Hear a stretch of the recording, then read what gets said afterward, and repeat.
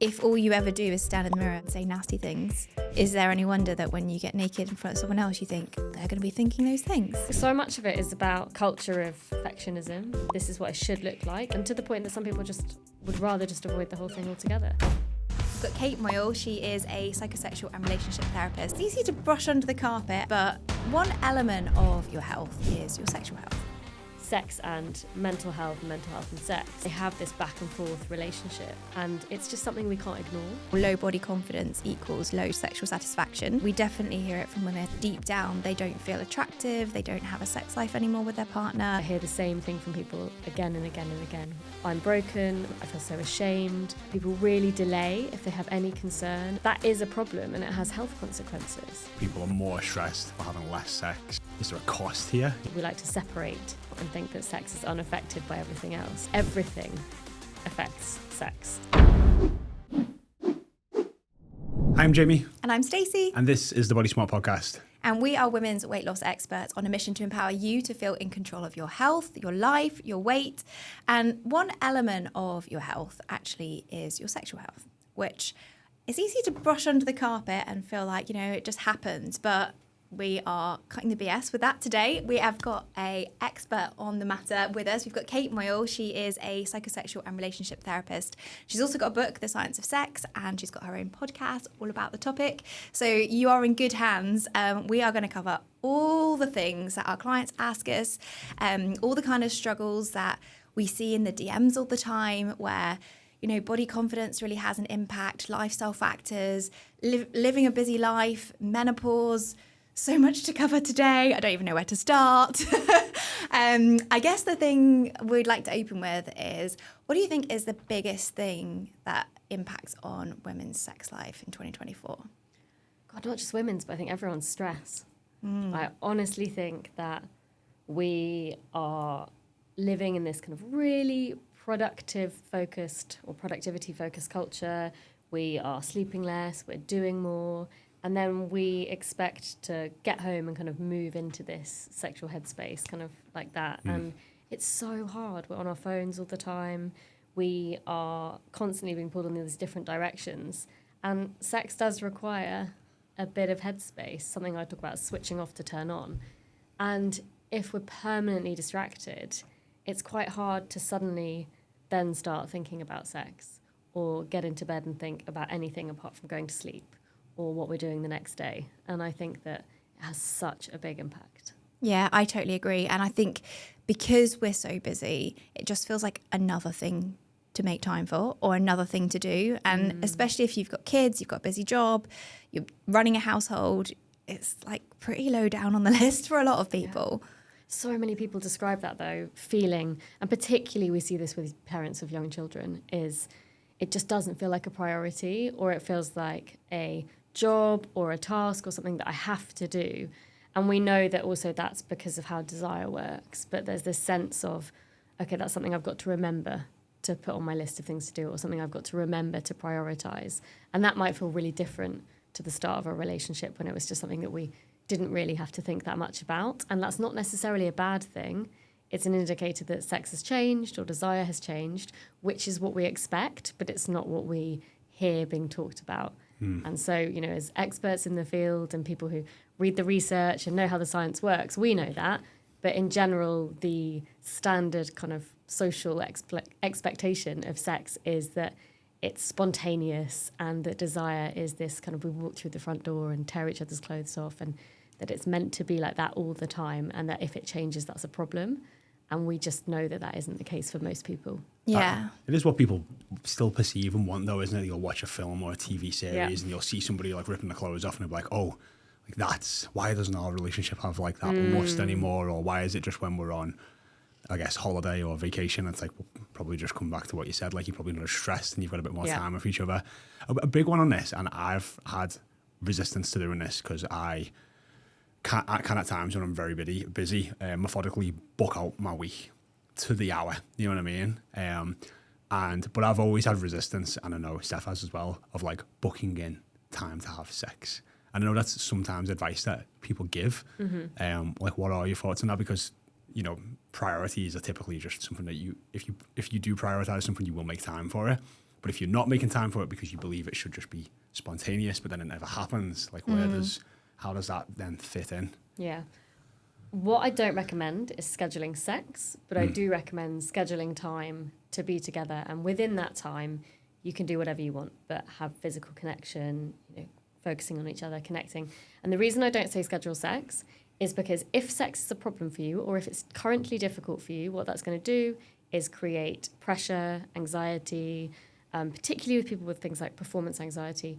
You're creating an expectation which is having a negative effect on your desire or your want for sex. Whereas if we say, let's create a context or a bit of time to be together, to touch, kiss, have a shower, lie in bed together, talk, just have a bit of eye contact, sit opposite each other without distractions.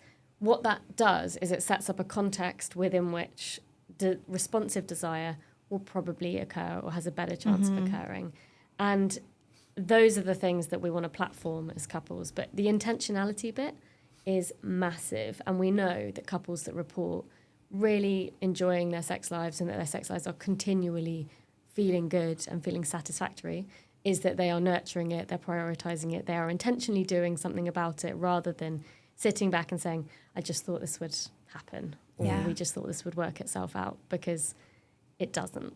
And we know that actually the longer we avoid it, the kind of more anxious we get about it, the more we avoid it. And then not only does not having sex become a problem in itself, but how long we haven't had sex for becomes almost actually sometimes the bigger part of the problem. And so scheduling, time, prioritizing it, being intentional about it, yes, absolutely. And is that just coming down to like the busyness that everyone, I guess, feels nowadays with their lives, is that you're just not making time for each other? Yeah. And I think if you think about it, the way that we connect is so kind of infiltrated with everything else we've got going on. Like how often do we all sit together but on our devices? How often are we sitting kind of having a meal both with our phones on the table, we're having our attention pulled, or we get in bed and we're both on our devices, or one's on a laptop, there's a TV on. We all do it. And there was research from the 80s that said that people who used to have TV screens in their bedrooms, was it 80s or 90s, one of them, people who had TVs in their bedrooms were having less sex. And now we all have basically our own TVs. So you're not even sharing the experience of the same show. Yeah.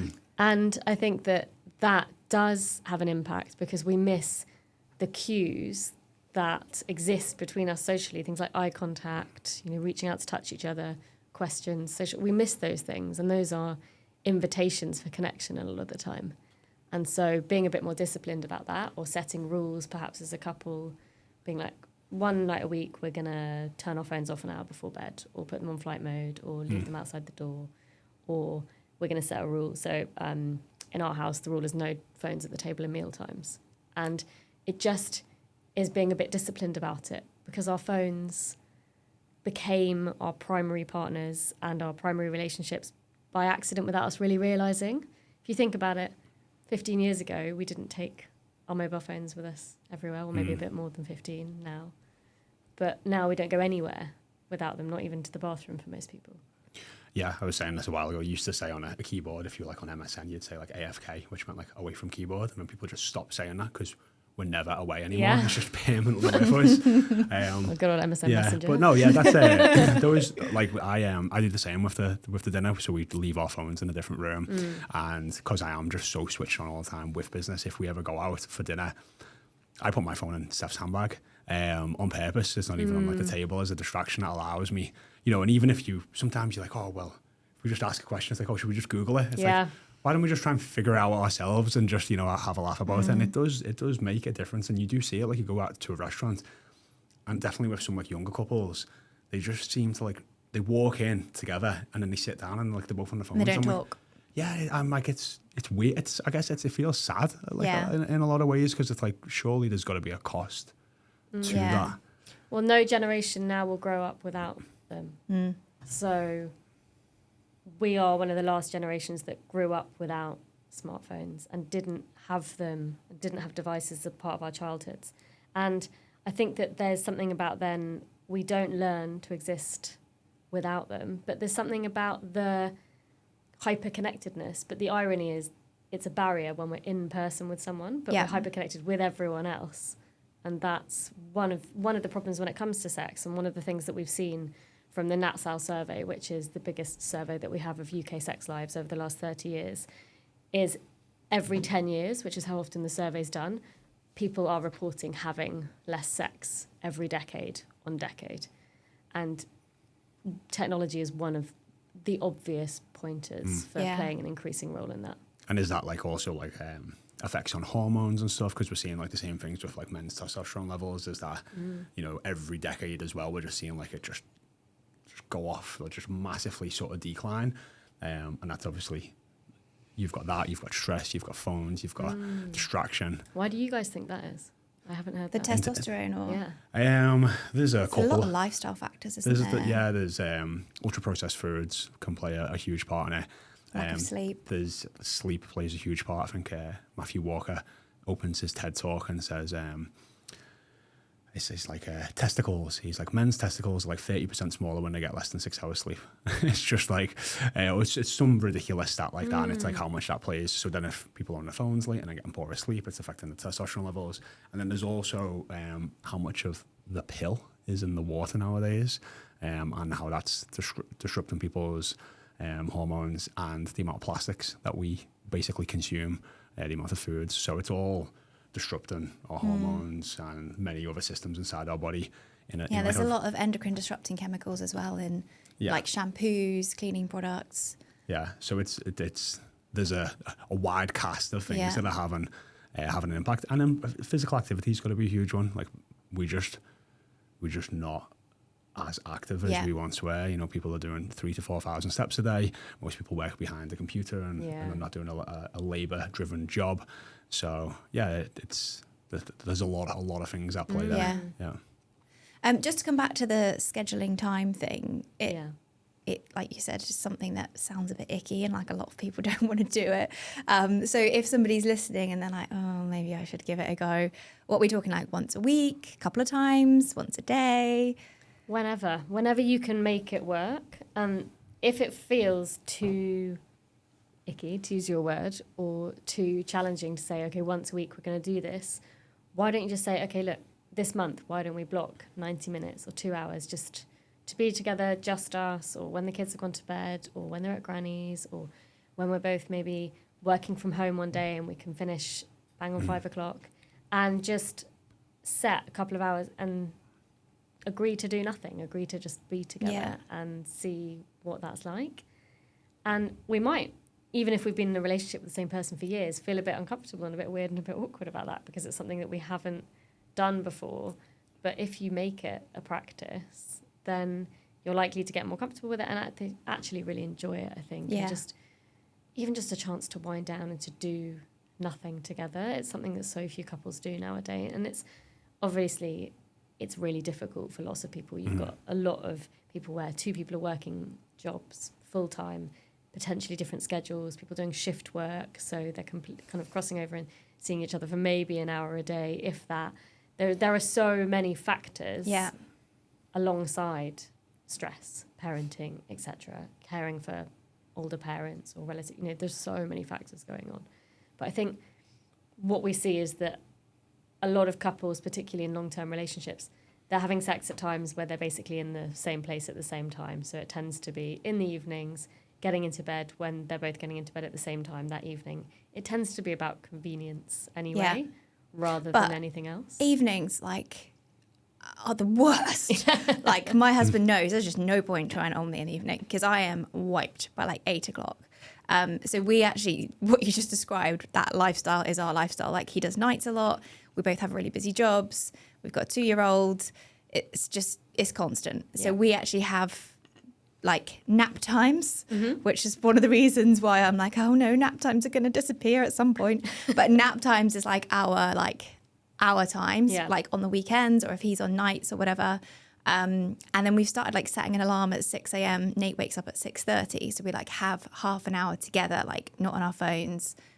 It's not nighttime. So I've actually had some sleep. Oh yeah, because there was that stat, wasn't there, of every hour of extra sleep increases a woman's libido by 14%. don't know if it's true, but I feel like it works for me. I think anecdotally it makes sense. So yeah, we've found like mornings or middle of the day so much better. If I was to try and schedule that time in the evening, I wouldn't. I literally would just lie on the bed and be like, yay. I just want to sleep though. Okay, yeah, we can cuddle. But he would also just be like, I know this isn't going anywhere. And so he would be more frustrated. So I think it's really important that if you are going to do it, you kind of look at your diary and think like, where is this actually maybe going to go somewhere? Because in our experience, just scheduling it in the evenings would possibly make the situation worse. Yeah.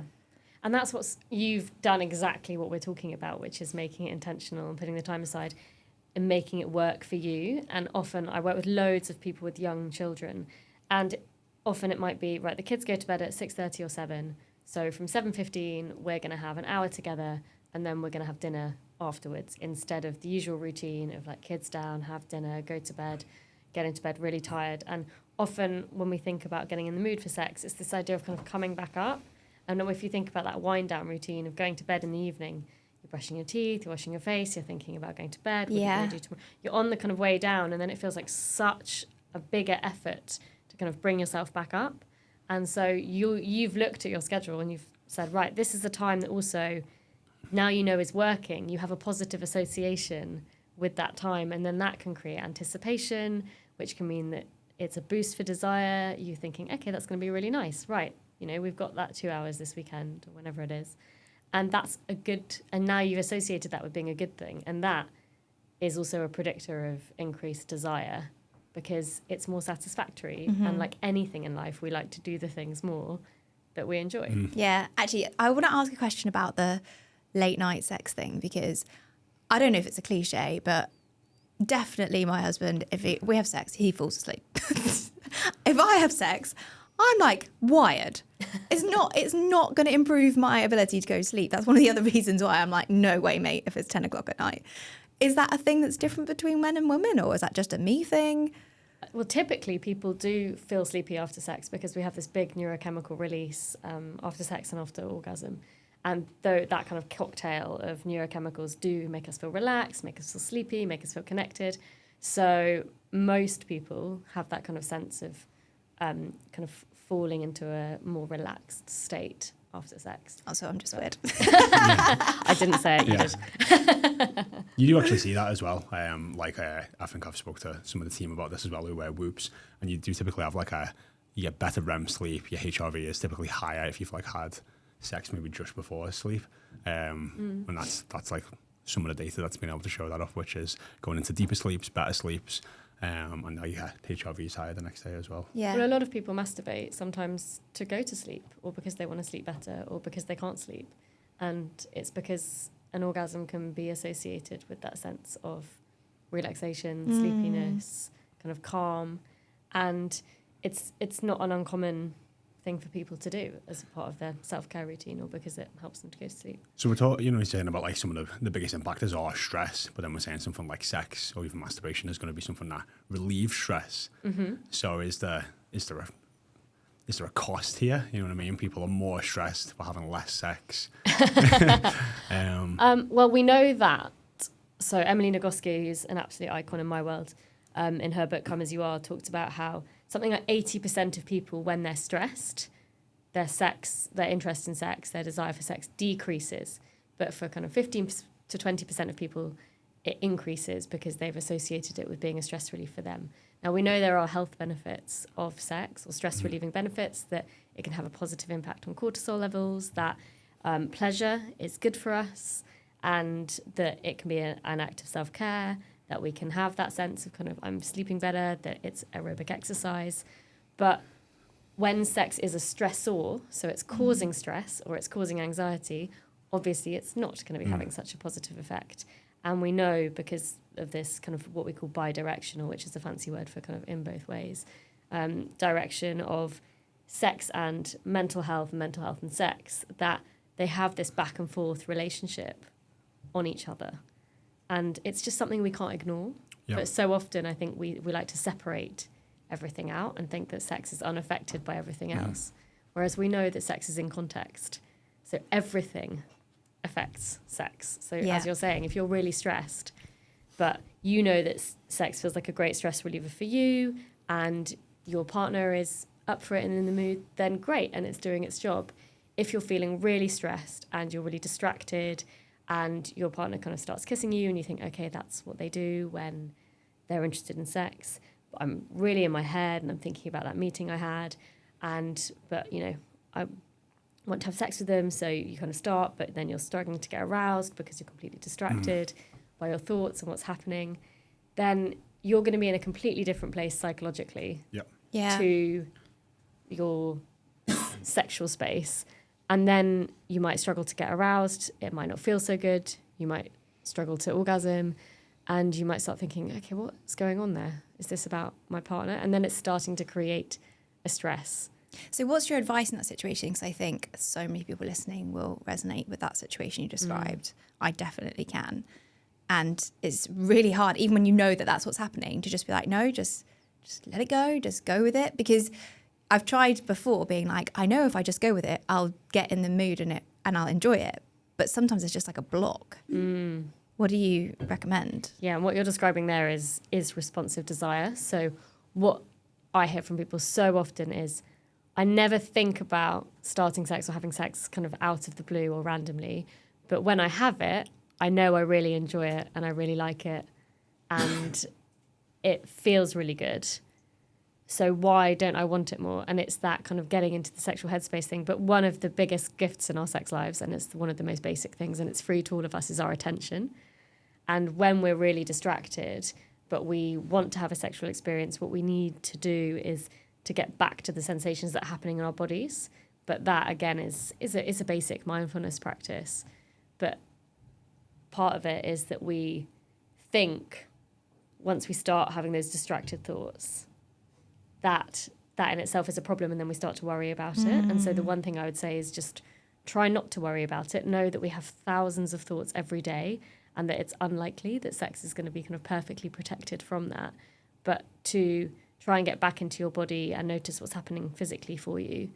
And if you're really struggling, then perhaps having a conversation with your partner about, is there a different time for this? Yeah. Or even, we laugh a lot because I come out with random shit all the time when we're having sex. And we're like, oh, good, I'm glad that you're focusing on the moment. But I actually find sometimes just talking about whatever it is, it means like my brain can let it go. And it doesn't mean we have to stop what we're doing. But I'll be like, oh, by the way, blah, blah, blah. Next Wednesday, we need to do this. And It's process, doesn't it? You know, in a lot of ways. Yeah. It's just like even talking through any situation can really help you process it. But yeah, I mean, it's probably quite off-putting for me. But if you're someone who you know is kind of taking your to-do list to bed with you, something really simple, like before you go up to bed, I mean, obviously people might be having sex in other rooms of the house, but let's just say go up to bed for the purpose of this, is spend just a couple of minutes making a list before you go up to bed so that you feel like you've externalized it and got it out, so that you're not going to bed being like, got to remember that, got to remember that, got to remember that. Because that, and it's a really, really basic, you know, very obvious point, but so many of us don't do it. And if you know that you're someone whose mind continues to run, and, you know, again, we see this particularly with parents and particularly with primary caregivers, that the to-do list is never done. But if that's something that helps you, then just jotting the things down and then being able to go to bed, and then you know you can come back to it in the morning, is something so basic that can be quite helpful. Yeah, that's true actually, because we really recommend that for our clients that struggle to sleep. But why would you not use it for this purpose as well? Oh, it's huge. I think you can get even just quite far ahead in anything that you do if you just prepare the night before. And it's that's been like a really great practice for me for like ending my day is like, right, I finished, you know, and we're like going to shut my laptop down on computer and I'll like write down tomorrow's to-do list, I'll look over it, right, yeah, cool. I mean, it helps me at least end the day to an extent. Yeah. Because you've taken the time to think about what needs to happen tomorrow instead of like halfway through dinner just being like, oh shit, like, yeah, this was 17 things I've got to get done. Yeah. Yeah. So obviously you mentioned earlier about like relationships change over time and like desire changes over time. Are there kind of recognized stages, or is every kind of couple different? Were there certain times where you think, oh, that's probably what's going on, this is what I'd recommend? I think that there's not a kind of fixed stage model, but what we see is that people move from perhaps a state where what we call spontaneous desire, so is that kind of Hollywood, well, Netflix often now version of sex which we see, which is that you see each other and you're suddenly kind of really excited and you're ripping each other's clothes off and sex is spontaneous and it feels out of the blue. So it feels like you're kind of suddenly turned on and you act on it. So that's what we describe as spontaneous desire. And it happens a lot at the start of relationships. And what we know is that as relationships go on, that changes into something, a kind of different type of desire, which is responsive desire. Now, one of the things about this shift is that people then describe it, instead of a change, as that they've lost desire. And that is a massive, massive problem for people, because they think that then the problem is them. Why am I the one that feels like that? It's not how it used to be. It's not how it looks on Netflix, TV, etc. It's not what other people are telling me is happening. And that is the model of desire that I've been taught or I've learned or I think is what I should have. And so when it starts to change, which is normal, expected, we see it as more of a problem than it is. And seeing it as more of a problem than it is becomes a worry in itself, which is likely to accelerate the process of it becoming more difficult or a problem. It just sounds very much like it's like in everything, like comparison is the thief of joy in so many ways. But like I've been with partners in the past where there's just like different levels of, I would just say like their sex drive, even at like later parts in the relationship. Like I've just seen that as like that's like normal, and maybe That's they what have happens, have maybe they have got a higher sex drive or a lower sex drive, and that kind of is what it is, and being able to have conversations about it. But then also like you see that in like friends that you've got in different couples. So like if you're like content or happy with the sex life that you're having, but then your friends are having sex twice a day every day, like should we be having sex twice? You know what I mean? Like you like, and if you haven't got that, I guess, great communication with your partner, you could maybe feel like, well, why isn't that happening? Are we doing something wrong? So I guess like, and people do want to always know as well. People are like, oh, what is normal? How many times should we be? Yeah, that was about to be my next my question. Like, what is the, I guess like the title of your book? What is the science of sex? Like, what is the right amount for the necessary amount? The right amount is the right amount for you. And I want to put a pin in the fact you said the word should there, because should is a banned word in my therapy practice, because people so often say to me, they're like, we should be, and I say, okay, well, who said should? And there's a kind of silence, and we don't know who said should. There isn't a should anywhere, but often the figure that people come up with is once a week. So let's say it's just, and I don't know, but I'm pretty sure it's just because it's a nice round number, and then we think that we should do lots of things once a week. But this idea of should is so pervasive and really, really gets people stuck, and their sexual expectations get caught up in focusing so much on what they think they should be doing, rather than this is really working for us and we're actually having a great time, but we think that it's problematic or we think it's not good enough because the mates we went out for dinner with yesterday said they're having sex twice a week instead of once a week. So therefore that's what we should be aiming for, because we have this kind of idea that more is better. And actually, instead of measuring this really subjective experience by an objective figure, which is numbers, which is the only thing we can really measure it by, we should be looking at it as, are you enjoying the sex that you're having? And then the negotiating factor becomes, if you're in a relationship, and where's the difference between the two of you? Because very few people in relationships are going to be perfectly sexually matched in every way, because we're not perfectly matched in anything in relationships. We don't all like exactly the same food. We might like to do different workouts. We have different jobs, different interests, different friends. We don't expect this perfect alignment in any other walk of life. We might connect in some bits, but it's unlikely we're going to be perfectly matched in everything. So is there like and I agree with the should side of things 1,000%. And I can also, can see like there will be seasons, just like in all, like start of a relationship, different parts of a relationship, like if a family member passed away, like that's probably going to have an impact, like kids, menopause, there's all these things that are going to have impacts and create seasons. But is there like a need, like a biological need for men or women to be having sex, like at a certain rate? No, I don't think so. I mean, obviously there's, one of the biggest factors that we've always focused on with sex is procreation.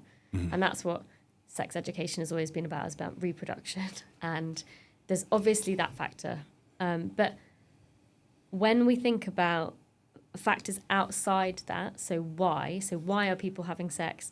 That's one, and probably isn't the reason that most people nowadays are having sex. It's because they want to connect with their partners, or for fun, or for pleasure, or for because they felt attracted to the person, or because they were on a great date and they wanted to kind of finish it off by having sex. Or so one of my favorite pieces of research found there were 237 reasons for why people said they had sex. Mm-hmm. And the why... What was the best one? I love the reason to keep warm was my favorite. Keep warm.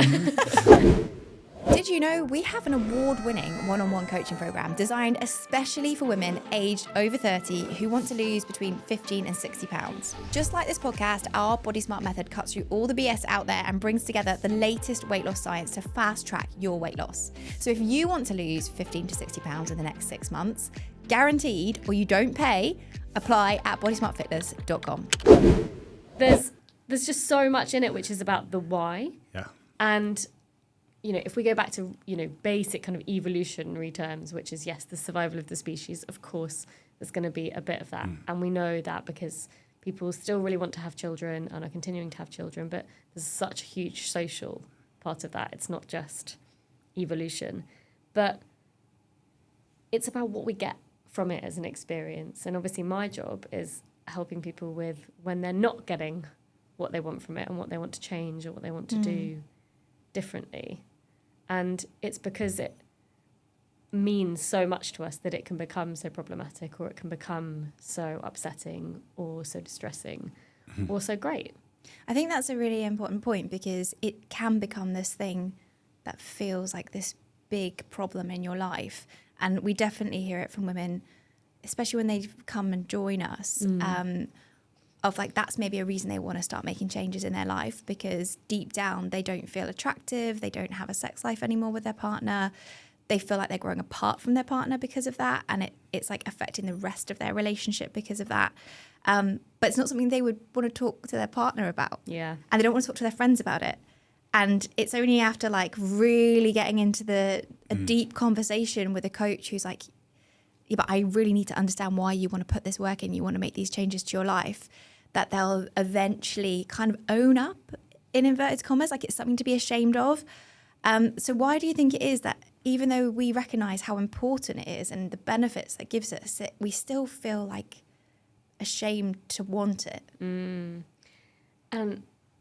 what you just said there really made me think about the fact that when we feel we're not having it or we're struggling with it, we feel like we're failing. And there's something so massive in that, because it's wrapped up in our identity, how we see ourselves as a person, a woman, a man, and how we feel measured by society in terms of things like attractiveness, all these ideas also that we have about sex, which is, sex is, we're really changing this conversation, luckily, but it's always been something that's also been very like ageist, that sex is for young people, and it's just not the case. We know that people are having sex in their 70s, 80s, 90s, and why shouldn't they be? It might just be that sex has changed, but I think that we don't see a general normalized conversation around the fact that sex has good days, bad days, average days, that people have problems with sex, struggle with sex, that it can be challenging, that we see these perfect versions of sex kind of everywhere, from everything from advertising campaigns to TV to people aren't talking about when it's not working. We're getting there. There's so much sexual wellness content at the moment, like conversations like this. It's great. But we still don't feel, owning up, that phrase you just used then, is something that I've heard from so many people. We still feel that it must be us. And I think that we then sit within the context of it doesn't look like other people are struggling with this. And we know that the level of people struggling with sex is so different to the conversations that are happening about people struggling with sex. And how different are we talking? Oh, I mean, anecdotally, huge, because this is the whole reason I started my podcast, and I I wrote the book was, I believe if the conversations were happening outside the therapy room in a better, kind of more normalized, more general, less stigmatized way, that a huge percentage of people wouldn't end up in my therapy room in the first place. Because I hear the same thing from people again and again and again, which is, I'm broken, what's wrong with me? I must be the problem. I feel so ashamed. I'm embarrassed. I've never said this to anyone before. Wow. And that shouldn't be the case. And we see it with doctor's appointments for people who are worried about anything to do with their genitals, take up of smear test appointments, that people really delay if they have any concern about a problem with sex or that kind of part of their bodies. And that is a problem, and it has health consequences. And is that, like, what's causing that? Is that people comparing themselves to people online? Is that porn? Is it just like the idea of like we all need to look a certain way or be perfect in those areas, body parts, whatever we want to say? I think that's a massive part of it, and we only see very limited versions of that. And there are some great resources now. There are body casting artists like Lydia Reeves, and there's a piece of art called The Great Wall of Vulva, which are all these plaster casts of people's bodies, which show the diversity. But so many people will look at things like that and say, God, I never knew that bodies could look so different. I never knew that. I've always thought that I was bad. And we know that labiaplasties are one of the most increasing year-on-year plastic surgeries. Why is that? That's quite a big question to be asked about what's creating that. I think porn probably does play a part in that, because before that was so widespread, why would you even know what yours should look like, in inverted commas? Yeah. I think I heard like a clip of like Jordan Peterson talk about this, and he was saying like, you know, back in whenever, like 70s or 80s, you know, a guy might have slept with a handful of women, and then within the space of 3 minutes on his phone could have seen 30 different vaginas in 50 seconds. Vulvas. Okay, vulvas, apologies. Do correct me. And, you know, like that's got to be having some sort of impact, especially if But then surely the impact is self-inflicted by the women, because, I mean, you're a bloke. Most blokes are going to say, I don't care what it looks like, just let me in there. Right? It's hard to say, isn't it? I think people have different opinions on different matters, and I don't know. Yeah, I can't. I think it must be a lot self-created anxiety. I think so much of it is about a culture of self-confidence, but also kind of perfectionism, and this idea that, again, we're back to should. This is what I should look like. And we even see that, you know, there's a huge industry which is called the feminine hygiene industry, which are creating products to make vulvas smell a certain way, taste a certain way, be a certain way. These things can also interrupt with vaginal pH, which can put us at bigger risk of infections. Why shouldn't a body be the way it is and smell the way it is? And it's tapping into insecurities, which actually can cause people to have things like irritation or insecure. You know, if we're tapping into insecurities and we're creating products which are meant to solve insecurities, there's something even in that which I think is quite interesting. Well, definitely. I mean, that's marketing, isn't it? Yeah. At its purest, is the fact that it's just like, oh, right, you know, over-sensitialize the problem and then sell the solution. Yeah. Which, if we know people are struggling with more of these problems or perceive it as a problem, it's easier to market to those. But there isn't a men's hygiene industry. There isn't. There's a feminine hygiene industry. There isn't a masculine hygiene industry. Interesting. So what is causing that difference? Because it's not like I don't believe like men don't have like these like insecurities, I would say, around the way they look or penis size. Did I get that one all right? And you know, like erectile dysfunction is like a huge thing. Yeah. And it's actually like few of my guy mates have actually spoken about that more recently, but only like the past year. I've known these guys for like 10, 15 years, which has been interesting. I think it's a great thing that people are being more open in terms of talking about that type of stuff. But there's definitely other things on the other side of it too. Absolutely, and I am in no way denying that. And I work with loads of men who are struggling with performance anxiety, erectile dysfunction, kind of anxiety about delayed ejaculation or ejaculating too fast. And we're all affected by this stuff. Yeah. There is absolutely no way that I'm saying that it's completely weighted in one direction. But we have to sometimes think about if our sexual culture is causing so many of us to struggle, and again, the NatSal survey that I mentioned earlier, the most recent survey found that 40% of people said that they were dissatisfied with their sex lives in the UK. Wow.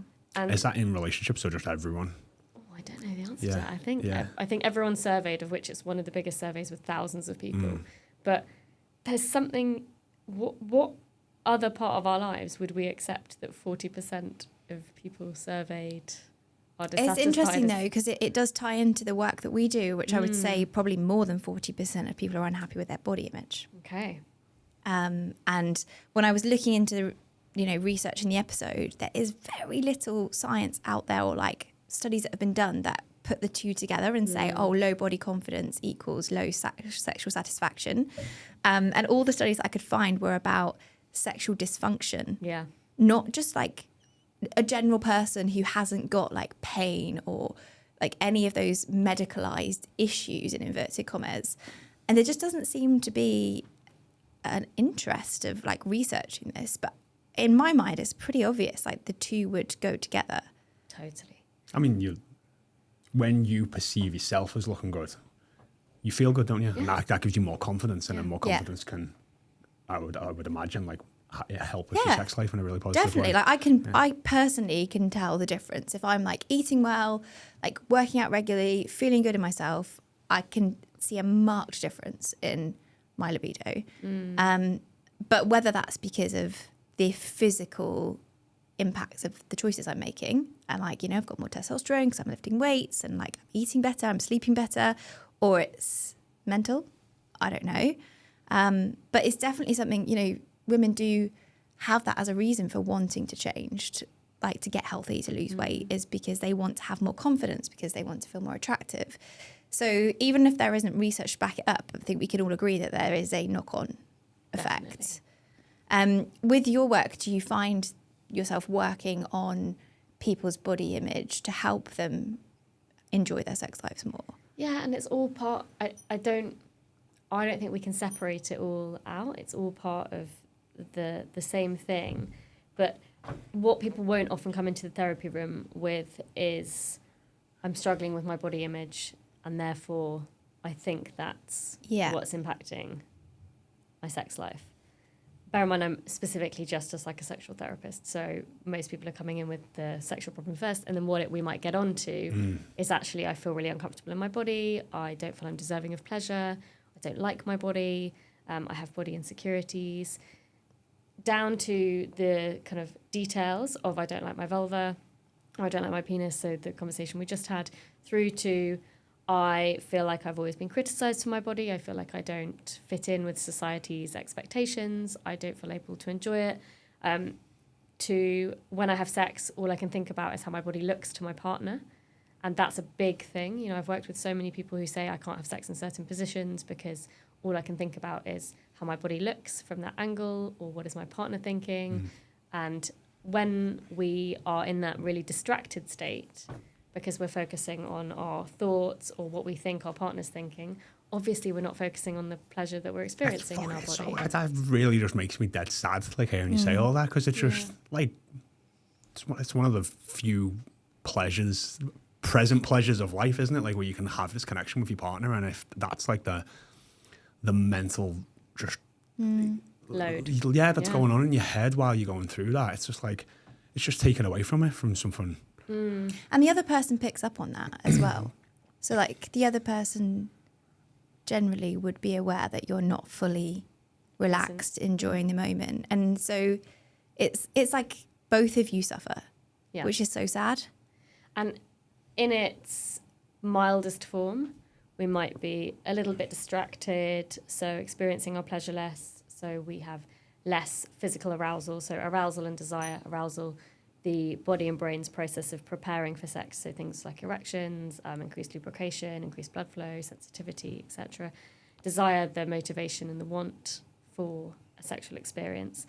So if we are perhaps distracted by our thoughts. We might struggle to get to orgasm more or to peak pleasure more. We might just find we're not really kind of in the moment, and sex just feels a bit less satisfactory. At its kind of strongest end, we can see an interruption to sexual functioning. So whether that's maintaining erections or lubrication, that sex can become uncomfortable or painful. And we have to then think, okay, how do we help people to bring that back to being in the moment and enjoying the sexual experience for what it is then? Because that's quite hard for us when also the world around us is permanently distracting us, and we're kind of in this state of, you know, being notified and pulled in all these 100 directions, and then we're expected to just switch into a sexual mindset, which is, okay, I focus just on what I'm doing. And it's a practice that we've lost. But body confidence is a massive, massive part of that, because it's so consuming and so preoccupying. And then if we layer on top of that pain, discomfort, struggles with something physical that's going on, being whether it's postnatal, post-injury, post-surgery, menopausal, conditions for men, things like Peyronie's disease, or people recovering from prostate cancer, you know, the list goes on, that there are so many factors that can just knock us off the path.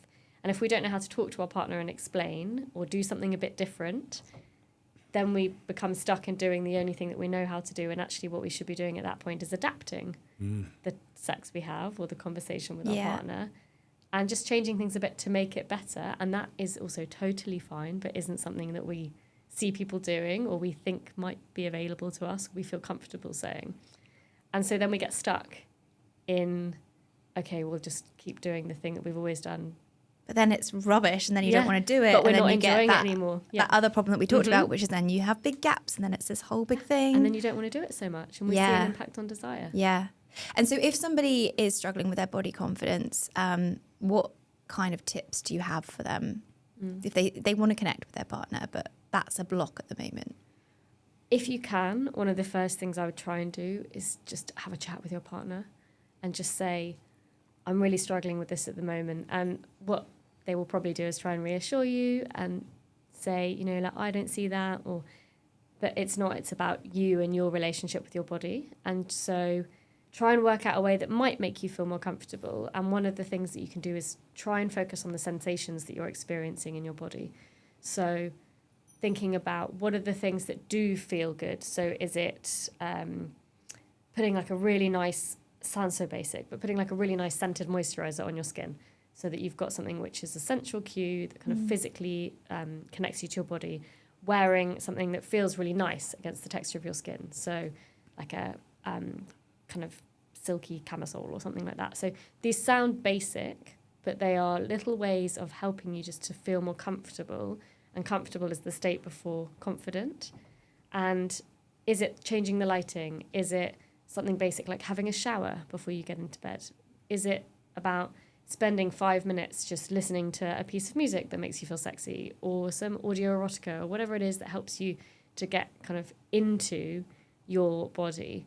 And body confidence in that way is about how you feel. It's not about how you look, but sex is about grounding yourself in kind of what you're feeling. And anything that helps you to challenge those thoughts and noticing if they come up, just kind of allowing them, but then being like, that not necessary, and kind of coming back to you, because so often we have one thought and then that runs into kind of an unlimited series of other thoughts, and you have to start to challenge it. Yeah. But it's really hard if we're really struggling in how we feel. I think that's actually probably why so many of our clients say they see an improvement in their sex life, because we do focus so much on self-awareness in other areas. And, you know, if you start training in the gym for the first time and your coach is saying, I want you to feel your muscle. When you do this exercise, concentrate on what you feel in your muscle. Like, for a lot of people, that's the first time they've practiced body awareness. Yeah.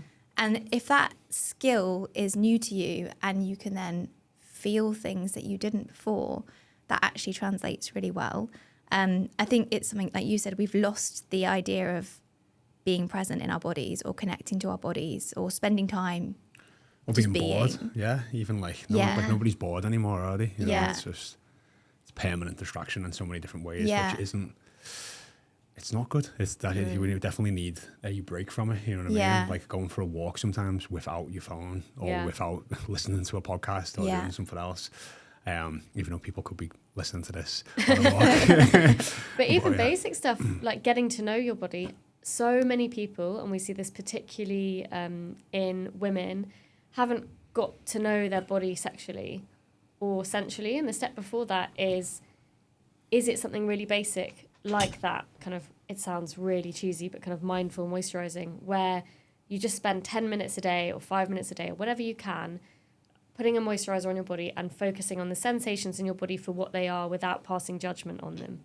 And this is where the conversation around something like body neutrality comes in, which is accepting and respecting your body for where it's at, rather than I have to feel positive about it, and then I feel like I'm not, and then I feel like I'm failing again. But this sense of just getting in touch with yourself, and it's not about self-pleasure, it's not about masturbation, it's about head to toe sensuality. And when we allow those little things more, we start to build a practice into letting those things in a bit more. But one of the big things about that is your body might change, and it will change, and there are going to be so many factors changing it. We've mentioned them, kind of, changing your body because you want to train more or get fit, trying to conceive, pregnancy, postnatal, menopause, perimenopause, etc. Yeah, I think body neutrality is actually really huge. And if all you ever do is stand in the mirror and pick at yourself, which so many of our clients do, and say nasty things in the mirror, is there any wonder that when you get naked in front of someone else, you think, well, they're going to be thinking those things? Yeah. It just becomes a habit, doesn't it? Yeah, so actually, when we work on like, let's just be objective and talk about what you actually see. Like, not, you can't use anything nasty. You can say, I have big legs, but they're strong. If you can start to change the narrative of what your own brain thinks about your body, then that's going to shift into what you expect other people to say or think about your body. And we put those insecurities on other people because those are the things that we think about ourselves. So we assume that those are the things that they're going to think about us too. Yes. And sex is such a breeding ground for those insecurities in that way, because we can't hide behind clothes or anything that helps us to cope with or navigate or hide the things that we don't like about ourselves. We are exposed without all the usual things that we can use. And that is so vulnerable for people, and to the point that some people just would rather just avoid the whole thing altogether because it feels too stressful. And if we're anxious, we'd rather avoid it because approaching the anxiety feels like the hardest thing for us to do. Yeah. When actually that vulnerability and really being open with someone is what makes really good sex, right? Yeah, totally. So talking about really good sex, if we have got past that place and people are feeling more body confident and having more regular sex, are the things that people, I just nearly used the word should, are the things that people could be doing that could improve their sex lives, just if from like a level of like exploration or wanting to have a better sex life or more satisfied with what they're doing. Yeah, I mean, one of the things that we know is that when people are having great sex and you say to them, oh, what were you thinking? They weren't thinking anything apart from just, this feels really good, or I'm enjoying what I'm doing. So we know that being in the moment is a huge part, that kind of intentional direction of attention to what's happening right now. So working out ways that you can help yourself to do that are huge, and our attention has such a massive role in our sex lives. And so is it for you that you need to spend a couple of minutes just kind of setting the scene for yourself before you go upstairs or before you your kid has their nap at lunchtime on a Saturday, that it's about kind of queuing that up for yourself. The other thing is knowing your body. So a lot of people don't know basic anatomy, and physically knowing your body, knowing what feels good for you, being able to communicate that to a partner is another massive factor.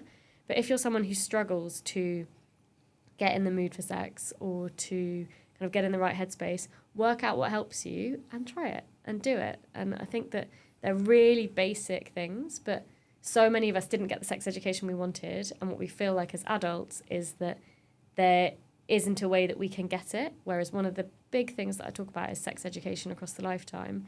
There are now so many resources where you can learn all of this stuff, start to break up your ideas about sex, which for so many people are really small, which are, I was given this version of sex and I've never questioned it unless I have had a problem and I have to. And I think just starting to reshape those ideas about sex is also a really good thing for us, like listening to other people talk about it, working out ways that we can increase pleasure and sensation and trying something different, because so many of us get so stuck in, okay, this is the sex we're having, and the fear of changing it a bit or saying to my partner, shall we do something different, or what could I try, feels like a challenge in itself. And I would just really encourage people to try that. That communication bit is often what feels so hard. So what would your tips be to broach this subject? I think it's the hardest bit about it. And it's the bit that nobody wants to do. And it's the answer that everyone doesn't want, which is we've got, communication is one of the biggest linchpins of our sex lives and our sexual wellness. And and often one of the things I think that's important to say is people might have been having sex for years and been in the same relationship for years and never talked about it because they've never had to talk about it. And start the conversation gently.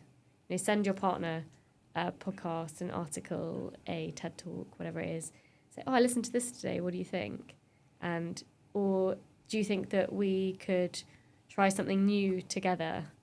So really gently, and what I would say is do it at a time when you haven't just had sex or are about to have sex. So it's about kind of setting it up and giving them a chance. If you've been thinking about it for ages and you really want to have the conversation and you kind of spring it on them and they don't give you the reaction that you want, give them a chance to catch up with you and just say, okay, like, not a good time, or do you think that we could chat about it at the weekend? And know that you'll both probably feel a bit uncomfortable if you've never talked about it before, and that's fine.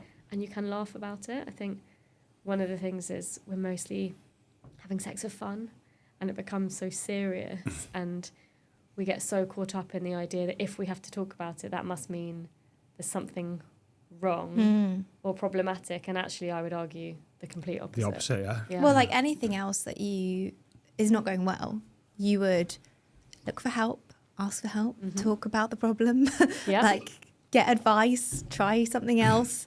But yeah, you're right. This area of life, it feels like a bit awkward to do any of those things. Yeah, we don't see it modelled.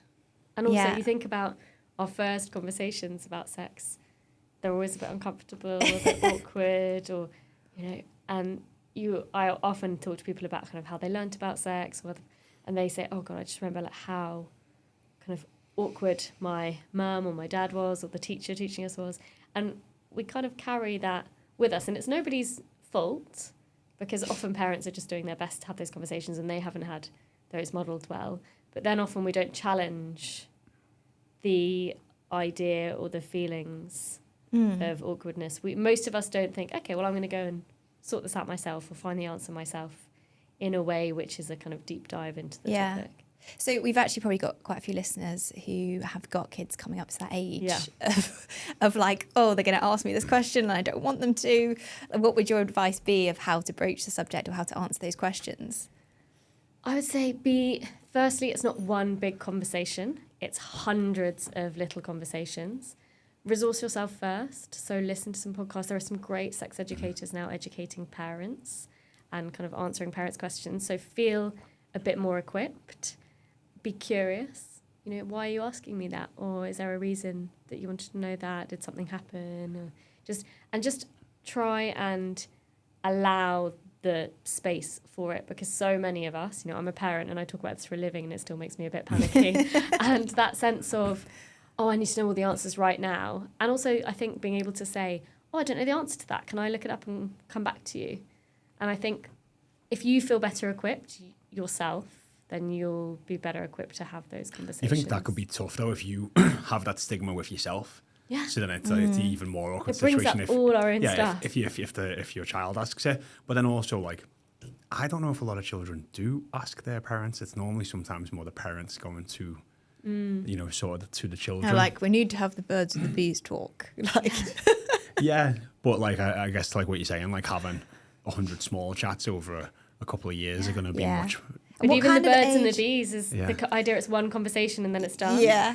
But I think the reality is now, as parents, there's an element of having to take control of the conversation, because children have much more access and young people have much more access to information that we all didn't have, because we didn't all have phones and smartphones, and other people at school didn't. And it's terrifying as a parent to feel like you have to do that. But I think that if you can also make yourself a safe person to ask questions to and to give information on, then when your child or young person is struggling with a question that they want the answer to, then you make yourself one of the first ports of call, and then you can actually help explore that. And maybe they will also teach you quite a lot of things in that. But the route to finding out information is so open in so many ways, but also you're not in control of that what that information is. And it's terrifying how young that is now, isn't it? My friend the other day was saying her daughter's 9 and she's got a smartphone, and in my head I was like, why? But she's getting bullied online, and then there's also all this other stuff that, you know, people are sending each other things at 9. You just shouldn't even be having to have those conversations, but you do, and that's where you're saying maybe like get ahead of the curve perhaps is important. Yeah, and know that it's okay for you to find it a bit uncomfortable or feel a bit nervous or a bit worried about it, but that if you resource yourself, that's going to help with that. And you can also say, oh, I don't know how to have this conversation perfectly. And it shouldn't, the fact that even the idea that we have to get it perfectly right, like life is messy, sex is messy, relationships are messy, these conversations are going to be a bit messy as well. And I think give yourself a break, but kind of, you know, forewarned is forearmed. Yeah. In terms of that. I think all parents like, oh, yay, great, okay. It's the conversation every parent dreads just have having. to do it. Yeah. My friend's son, he had like an adult lock on his phone. It just shows you how like witty kids get. He was like, yeah, I can unlock it for you when you're with me. You know, so he has more access to like the internet, but he's sat with him. And he was like, oh yeah, sure, Dad, like, can you unlock it for me? And he put it on screen record. Dad didn't know, put in the code straight away, and it went back off. And he said he didn't realise he'd like for the last 6 months just had full access to his device, because kids are just witty, aren't they? You know what I mean? Like they'll find a way of getting around. But that is the scary thing, isn't it? It's just like the internet is just wild, like with the access to information It's and the things they can see. Yeah, of course. Yeah, but also young people are so much more tech savvy than their parents and their elders, because they've grown up with it. It's natural. It's a part of their language, a part of their existence, and the way that a lot of older people are still working out. Yeah. So to come on to more practical things, like we always talk about things that people can do, and you've talked about like having conversations and maybe some practical things in the bedroom. But what about lifestyle factors that can affect like how you're feeling, your libido, like your performance in the bedroom? Is there any kind of general health tips that carry through to this area of your health and your life? Yeah, I mean, I think anything that makes you feel healthier or better. Obviously, there are some risk factors, so things like smoking, which can have an impact on circulation, which could then kind of further on have an impact on things like erectile dysfunction. You know, those are kind of quite well-known factors. But really what makes you feel good, I mean, sex obviously is an exercise, you know, a physical exercise, so fitness levels might increase someone's ability to go for longer or to kind of be less physically exhausted by sex. That I think really how we feel in our bodies and whatever we do for that is going to be a factor. Obviously, if we don't sleep well, we're going to be exhausted. We're probably going to have less energy for sex. We see that men who are waking up with morning erections, which are kind of nocturnal erections, so the erections that happen throughout the night without any kind of psychological intervention, that anecdotally at least, when you have really disturbed sleep, that might be a factor in changing those things. So and that might cause, and again, the impact on that might be, I'm worried because that is something that I used to have every morning and that I haven't now.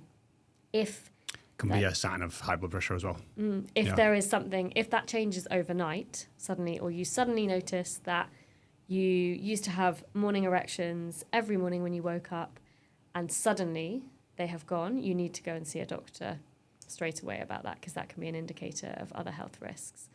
But really, I think I think everything I talk about is what we call biopsychosocial. So that kind of biological, physical body, psychological, thoughts, feelings, social, all in the kind of social context. I think lifestyle factors, body confidence, everything we've really covered, that all fits together with sex. And a lot of the time, it's not just about what we're doing, but it's about how we're feeling. Yeah. And I think it's so true, like you can't separate any of it, because if you're exercising, you're sleeping better. If you're sleeping better, you wake up feeling better. If you wake up feeling better, you make better choices. And it all kind of feeds into itself. What about alcohol? Because that's something that I feel like there's a double-edged sword there. Sometimes it gives you the confidence, but does it also have a negative impact in any way? Often when people are really nervous about sex, it kind of takes the edge off. They're like slightly more socially inhibited. But what it can obviously do is mean that you are less focused, less kind of noticing what happens in your body. But for some people, it can feel really relaxed. Obviously, when you are too drunk, you cannot give consent. And so I think that it's about how much you're drinking, your relationship with alcohol, and what's kind of going on for you in terms of that. Because I definitely feel like there's a sweet spot for me of like a glass of wine, like you say, to relax, helps me turn off the brain noise. Probably need to work on other ways of doing that. But like that can feel like something. I know I've had clients who've kind of got into that pattern as well, where it's then like, well, I will need a glass of wine before I have sex. Yeah, I think it's so common. Yeah. So would you have any advice for those women, or would you say, do you know what, if that helps, then... I think it's all in moderation, isn't it? And if that helps you, I think when you think about what's underneath that, what it offers is that slightly psychological switch off, or that mind space bit, which is, okay, I feel a bit more relaxed, or I feel a bit less inhibited. And if you want to change that, then maybe thinking about other ways that can be achieved might be. Are you ready to lose 30 to 60 pounds in under 6 months without restrictive diets, countless hours exercising, or any guesswork? Well, we help women over 30 do exactly that. Lose weight guaranteed. And 5 to 10 pounds a month is the average weight loss. And that's not a cherry pick statistic, that is the average. Your weight loss results are 100% guaranteed, and you will lose unwanted body fat. So apply now at bodysmartfitness.com, but only if you're a woman over 30 and you want to lose 30 to 60 pounds in under 6 months. Are there any drugs, supplements, products that people can use that can help? I don't think there's any research at the moment that backs supplements that are positive, have kind of proven positive effects, but there are lots of supplements on the market kind of starting to go into that space. So I think keep an eye on. And how about like drugs and products that can help? Well, one of the main drugs that we see people using for sexual problems are what we call PDE5 inhibitors, so things like Viagra, Cialis, but they have a particular function which is about helping people to gain and maintain erections, and obviously that's one of the biggest medications that we see, but being used by people. But what I would say about that is that they are not an aphrodisiac. So I think often people might take those medications and sit and kind of wait for something to happen, but they inhibit a reaction which has to be started. And so what that could do is offer people a sense of confidence that they're using something which is going to help them. That might feel exciting, or like a stress relief, or like a real positive. And that in itself can have a really positive effect. But you need some kind of sexual stimulation or to get turned on first in order for them to work. And they're male drugs, Yeah. right? So how about on the female side? No, we don't have any kind of equivalent Classic. on that yet. With the female side, though, one of the things that we hear a lot of talk about at the moment is menopause. It's like quite a trending topic. And, you know, the vaginal dryness and just general changes in how you feel in your body, and maybe your identity's feeling a bit shaky at this time of life as well. Is there anything that you recommend for women who are struggling with that side of things? Yeah, I mean, so much, but also it blows my mind that here we are in 2024 and it's trending. And this is something that every woman and female-bodied person goes through. Like, there's just something that is so kind of crazy about that. Menopause has over 30 common symptoms. So it's the perfect example of the biopsychosocial bit. And Vaginal dryness, of course, because of reduced estrogen. So also perimenopause, which can go on for years, which is that kind of pre-state where we're seeing this gradual decline in estrogen. So vaginal dryness absolutely is a really common factor, and obviously one of the most common issues with that is painful sex or uncomfortable sex. So a really good water-based lubricant is a must during that time. I recommend a brand called Yes Organics because they're all organic, all natural. I wouldn't be using anything with a tingle sensation or a flavour, anything that could risk irritation, because vaginal atrophy is where the vaginal tissues are kind of drying and thinning.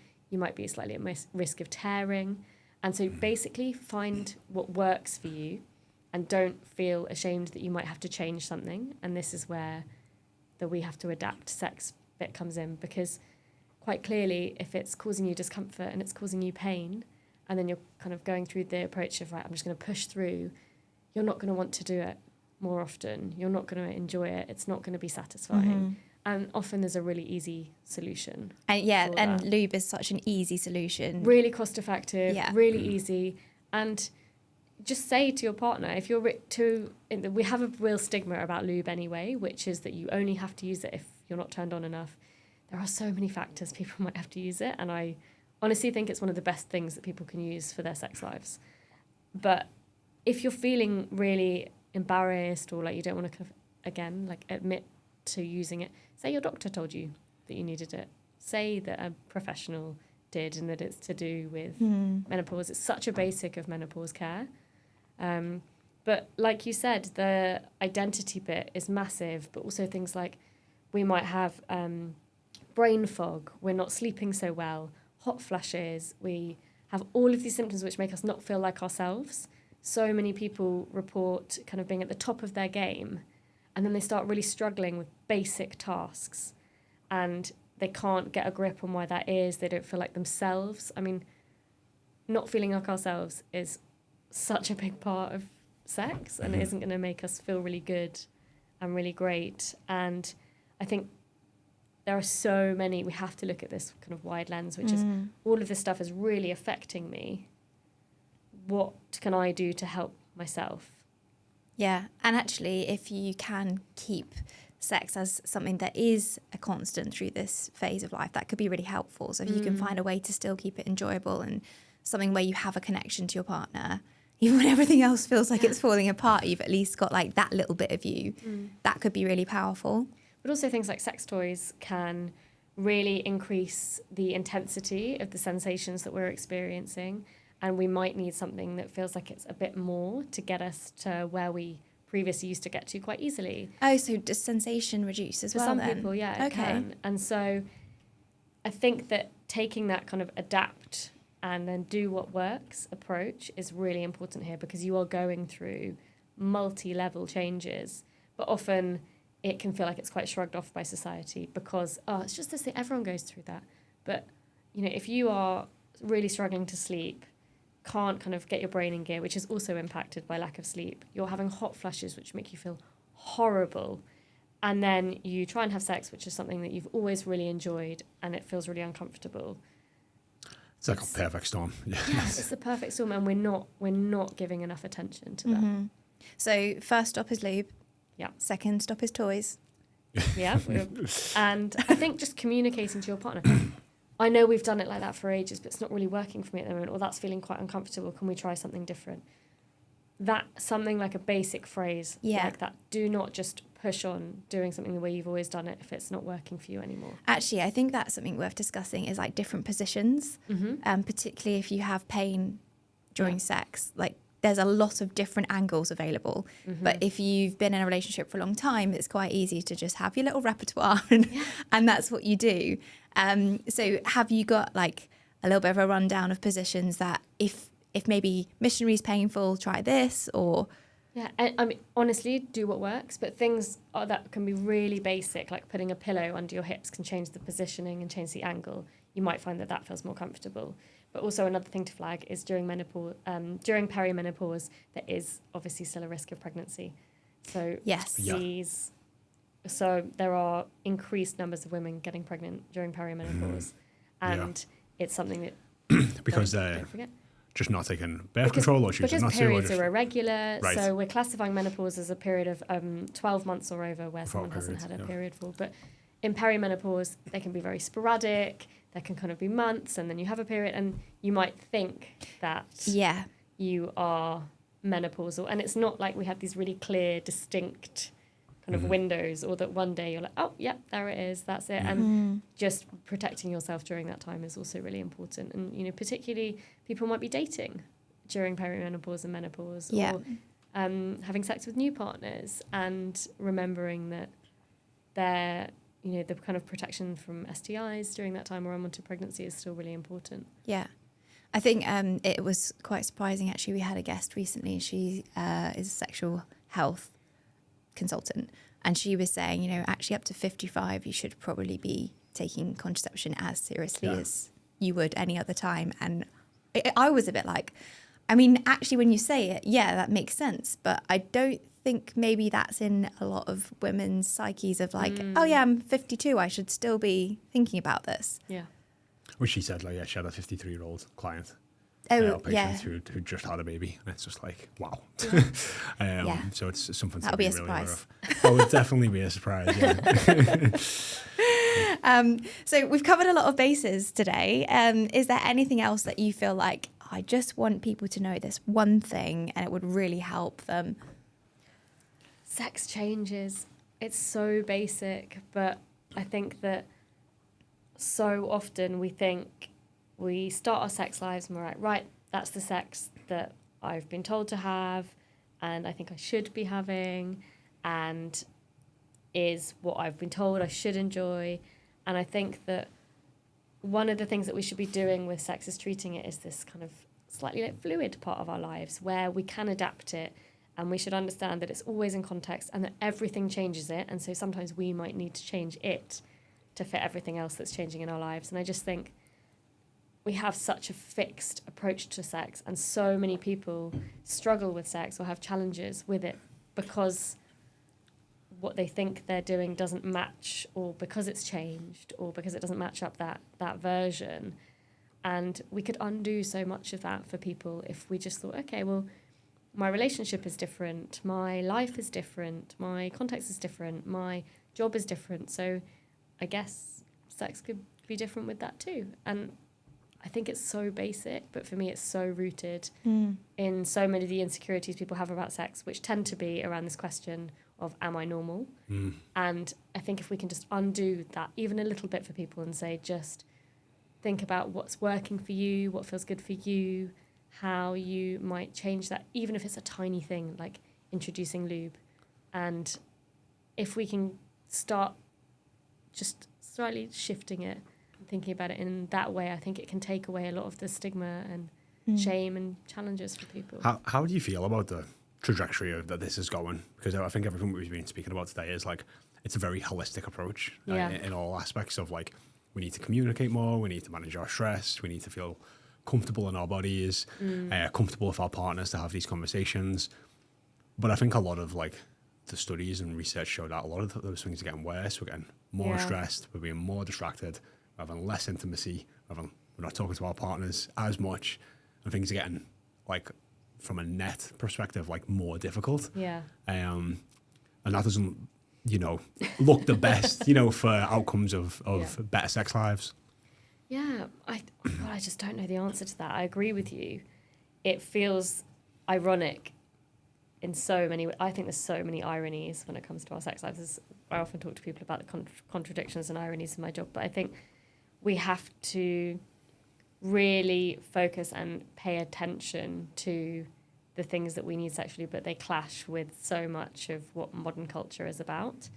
And what I hope is that it will go the other way, and it will mean that people start to do those things more deliberately in order to invest in their sex lives more. So it might be kind of putting the time aside, kind of getting the sexual education. But then on the plus side, there's so much more information available, which obviously there is some quite bad information, but lots of really good stuff and great experts and great content that I hope that in general that shift of stigma or taboo will start to lift more and more and more, and we'll start to kind of challenge that, and it will be a bit more normalized to talk about sex, to get advice for it, to change it.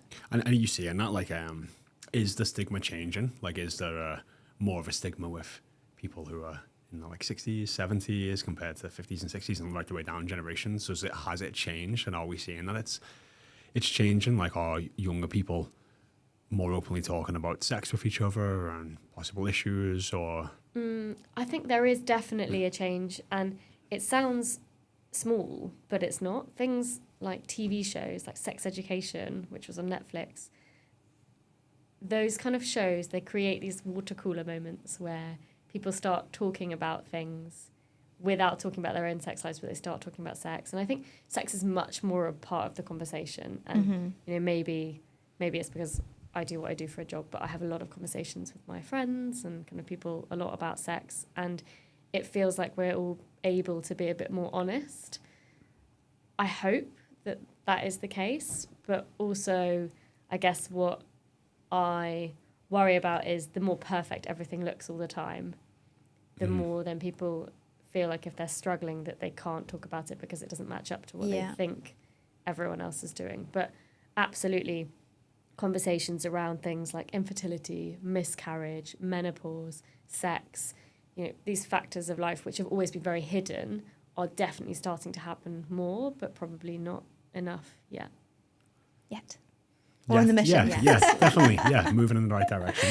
I would say so, from just, like I said, just like conversations I've had with some of my male friends and some of the women I've spoken to, and people who have, you know, I've had spoken with like a lot of friends who have miscarried, but they've told us like after the next time they've got pregnant, I'm like, why didn't you say, you know, something? And it's like, wouldn't it be, you know, it's like kind of, you want to support somebody that goes through anything like that, but it does, at least from my perspective, and sometimes I'm always aware, like, am I in a bubble? But like, it does seem like the conversation is changing. Yeah, I think, you know, we all talk about health and well-being and kind of taboo topics and things for a living, so probably we're not a good sample of the population for like how comfortable we feel with uncomfortable conversations. But I think that I really hope that is the case, and that does continue to change. And I think the big link is shame. You know, we feel ashamed to admit these things, we feel embarrassed, and shame and sex have been so historically paired together. And I hope that with more normalising conversations and better education and more resources, and that just even like a podcast like this, you know, that it starts to just shift. And I suspect what will be is just little shifts. You know, if one person listens to this and then has a conversation with, you know, as we said, their child or their partner or their friend, or it does start to just kind of turn the cogs little bit by little bit. Have you got any like Instagram accounts that you'd recommend, or books? I know you mentioned one earlier that you said was really good. Yes, I love The Sex Doctor, so Dr. Karen Gurney. She's fantastic. She's got a great book, 2 great books actually. There are loads of, so Outspoken is a great one, which is an organisation for helping parents to talk to their kids about sex. On my podcast, I've got loads of experts in like different areas. So one of them is a sex educator who's helping parents. We've got brilliant sex education charities. Off the top of my head, I'm struggling to think of all of the accounts right now. Dr. Laurie Brotto is a brilliant expert for mindfulness and sex, so helping you to kind of get into the moment when it comes to sex. There are some brilliant kind of men's sexual health experts as well. And obviously yourself. So where can people find you online? So my Instagram is Kate Moyle Therapy, and the podcast is called The Sexual Wellness Sessions. And every episode is a deep dive into a particular topic with an expert from that area or someone who has had a particular life experience. So I'm just about to start releasing series 5, but last season, for example, we had Ed and Lois Jackson, who are a couple when he had a spinal cord injury. So it's how they've adapted sex. We've had Dr. Karen Gurney talking about desire, people talking about infertility, erectile dysfunction, sexual trauma, disability in sex, menopause and sex, induced menopause. You know, we've really tried to kind of focus every conversation on one topic to get the most out of that. Wow, it sounds like there's a very interesting back catalogue there. Some of the guests are, I'm going to say this because I'm biased and I invited them all on, but some of the guests are amazing. And I learn so much from every episode. I'm kind of furiously taking notes under the table for everyone. I'm just going to add that to my list. Amazing. Well, thank you so much for coming down. It's been a really good chat. Yeah, thank you very much. Well, thank you. Kate was such a great guest, just putting us at ease to talk about those difficult conversations, but also loved the fact that she was talking about how you can build your confidence back up in the bedroom. We had a great episode with another guest, Brian Keating, episode number 50, where we covered loads of confidence tips. So if this is an area you'd like some insight on, then definitely go and search out episode number 50.